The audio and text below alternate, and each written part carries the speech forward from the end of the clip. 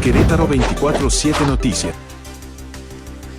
Bueno, muchísimas gracias. Son las 8 de la mañana con 7 minutos, 8:07, con información internacional también importante. Y le agradezco mucho a mi querido amigo y maestro Rodrigo Chávez Fierro, es internacionalista, también obviamente conocedor de los esquemas que tienen que ver con los derechos humanos, los derechos internacionales y sobre todo en lo que hoy por hoy, bueno, desde hace ya algunas semanas, meses ya, el tema de la guerra entre Estados Unidos, Israel contra Irán, que ha generado también una tensión a nivel internacional que tenemos que entender y que tenemos que saber qué efectos pudiera tener hacia nuestro país, hacia nuestra economía, incluso en el mismo entorno y con contexto, y le decía yo precisamente hace rato a mi querido Rodrigo Chávez Fierro, en el contexto de la revisión del Tratado México, Estados Unidos y Canadá, en la posición que hoy tiene el gobierno norteamericano ante esta problemática a nivel internacional. Pero primero, mi querido Rodrigo, ¿cómo estás? Buenos días. Amigos de la Auditoría, muy buenos días. Y sí, Gracias como dices, son dos temas nosotros. que ahorita en este momento están en la agenda internacional complicados. En la guerra entre Estados Unidos y Irán, ayer el presidente norteamericano Donald Trump dijo que se puede establecer,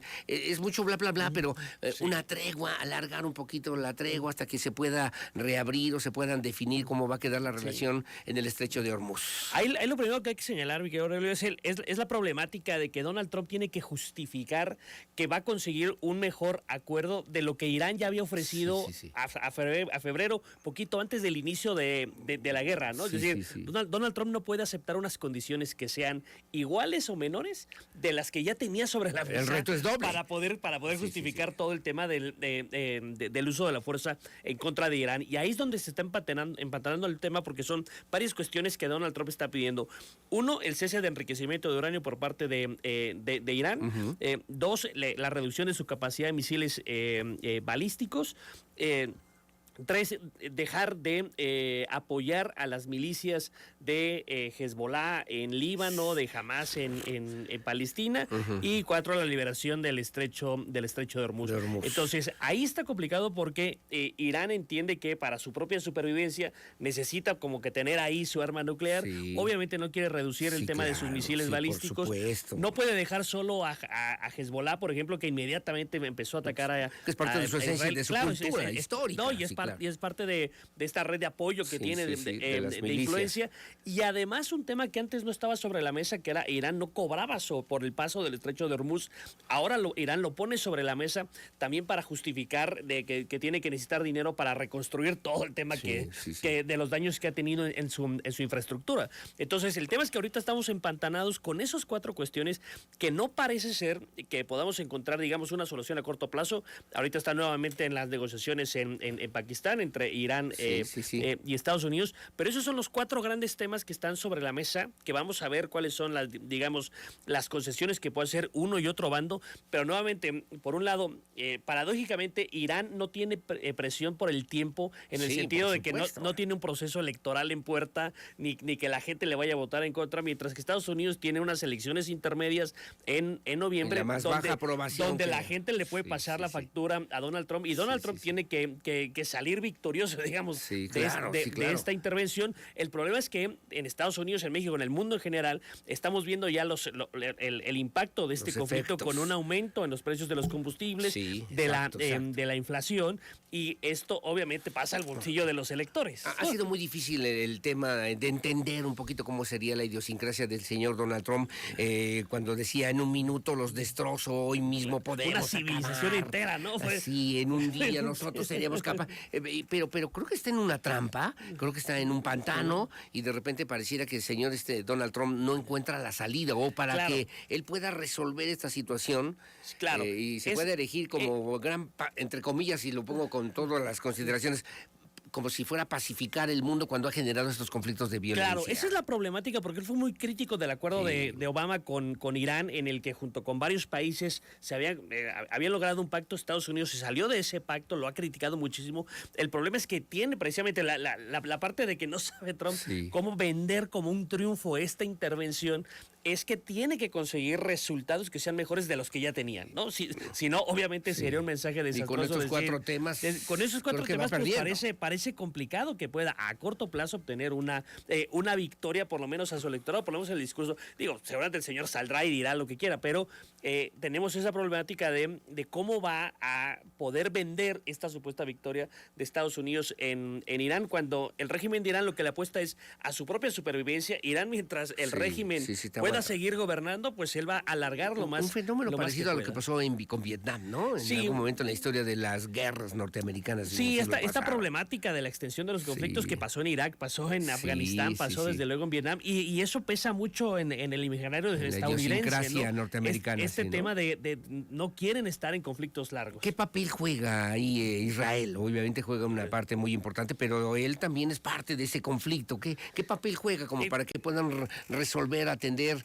lograr un acuerdo de paz? Eso es muy importante porque el problema es que entre Israel e Irán la cuestión es muy complicada porque el régimen de Irán ha manifestado que quiere, digamos, la destrucción del Estado de Israel. Ellos consideran que Israel no tiene derecho a existir, mientras que Israel ve como una amenaza que Irán pueda obtener un arma nuclear. Entonces, Israel considera que Irán tenga un arma nuclear amenaza su existencia como Estado. Claro, entonces va a hacer todo lo que pueda, lo que está a su alcance para evitar de que Irán tenga una posible arma nuclear que pueda utilizar en contra. Los esfuerzos del Papa León XIV pueden servir, y es muy complicado pero para que entren en razón. Mi abuelita Papa decía, para que quepa la prudencia en alguien y digan, bueno, podemos lograr un acuerdo en favor de la vida, en favor de la paz, en favor del mundo, y no caer en un conflicto bélico que parece una estupidez. Claro, desde luego todos los esfuerzos de mediación entre las partes en el conflicto se agradecen. Lamentablemente incluso ha habido críticas por parte del presidente Trump en contra del Papa León. Entonces también es complicado cuando empiezan a pegarle a las personas que quieren mediar en este conflicto, ¿no? Entonces sí es complicado un poquito el tema en el que estamos en este momento. Ahora, de no lograr un acuerdo ahí entre Irán y los Estados Unidos con Israel, pienso en lo que podría significar después en este contexto la relación entre México y Estados Unidos en este inicio ya de las negociaciones para el tratado comercial que tenemos. Claro. ¿Podría modificarse contrariamente considerando el incremento en los precios del petróleo, de las gasolinas? Bueno, tuvimos ahí en estos días un inicio áspero, digamos, ríspido con el representante de Estados Unidos en materia comercial que vino acá en México, que incluso por ahí Ildefonso Guajardo estaba como que criticando un poco que fue necesario sentar a la mesa a los empresarios, que había que sentarse solamente los representantes de los estados, porque vino muy duro el señor Libor a decirles que se olviden ya de la posibilidad de que no vaya a haber aranceles en ese sentido. Entonces, digamos que el inicio, que esto es importante señalarlo, obviamente Estados Unidos y la gente que trabaja para el señor Trump tiene que jugar su papel. Tiene que traer este estilo de negociación, de llegar de forma muy ruda, de llegar diciendo con el tema de los aranceles. Y esto pues es paradójico porque pareciera que también somos el enemigo México y Canadá, cuando en realidad en este contexto mundial al contrario, ¿no? Somos aliados también de Estados Unidos, pero también tiene que ver mucho con la forma de negociar de Donald Trump, que se llega a la mesa, pero llega primero pateando, dando manotazos, insultando y todo, y a partir de ahí a ver qué puede negociar. Entonces, sí, ya lo veíamos venir que iba a ser un escenario rudo, pero bueno, empezamos también con estas cuestiones que, claro, el contexto internacional, pues veremos, ¿no? Qué tanta atención le puede poner Donald Trump al tema de la renegociación del TEMEC, mientras se está atendiendo el tema acá en Irán, digamos, con qué ideas van a llegar, con qué ímpetu van a llegar, ¿no? A decir, no, ¿sabes qué? Venimos a tratar de tal vez encontrar una victoria acá en la negociación. Sí, me dejas pensando, ¿no? Porque en esa victoria, por ejemplo, contra Irán, que pudiera lograr una negociación favorable a los Estados Unidos, pues tendría que hacer una negociación acá todavía más favorable para el gobierno norteamericano. Que vender, que está obteniendo éxitos en la política exterior y vamos a ver si el éxito es, le impusimos aranceles a México y tratar de vender eso como una victoria para su electorado, es parte de lo que... ¿Dónde te podemos seguir? ¿Dónde te podemos conocer más de lo que tú opinas y comentas, mi querido? @Chávez Fierro, ahí estamos en Twitter, en TikTok, Instagram, estamos a la hora de compartir el contenido. Te quiero hacer un comentario y una pregunta.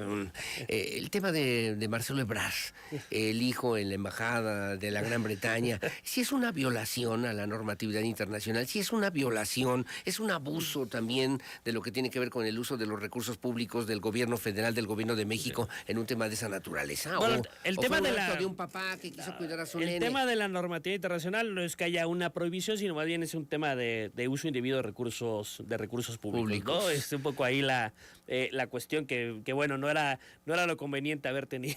Pero él no puede decir, vivió unos meses, a ver, díganme, ¿cuánto es? Como si fuera un Airbnb o un hotel de cualquier lugar, pero que se pudiera pagar. No, me parece que esta es una cuestión en la que lamentablemente luego las embajadas se han utilizado para otras cosas de las que no están diseñadas, ¿no? Incluso luego por ahí se utilizan como cementerios de políticos antiguos que no se sabe dónde colocarlos y se les manda como embajadores. Pero bueno, ahí se cumple con la norma, ¿no? Pero ya también este uso indebido de recursos públicos, pues es algo que pues se tendrán que investigar las propias autoridades. Sí, quebranta pues lo que tendría que ver con un ordenamiento de un funcionario público de ese nivel. Sí, claro, el entendimiento que las embajadas son muy importantes, son necesarias en el tema de la política exterior, claro, sí, y hacer una función de protección diplomática de todos los mexicanos y me parece que hay que tener cuidado en el uso que se le da. Bueno, Rodrigo Chávez Fierro, como siempre, muy amable, gracias, es internacionalista, entiende perfectamente bien estos contextos, ojalá que sigamos platicando sobre estos temas. Aquí andamos a la orden. Gracias, como siempre, maestro, muy amable. Gracias. Es el maestro, está en maestría, ¿no? Todavía en el doctorado, pero todavía no tenemos el título, así que seguimos siendo maestros. Doctorante, ¿no? Ahí andamos.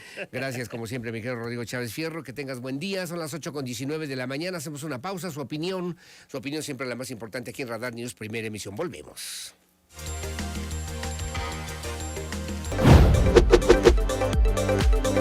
Querétaro 24/7 Noticias.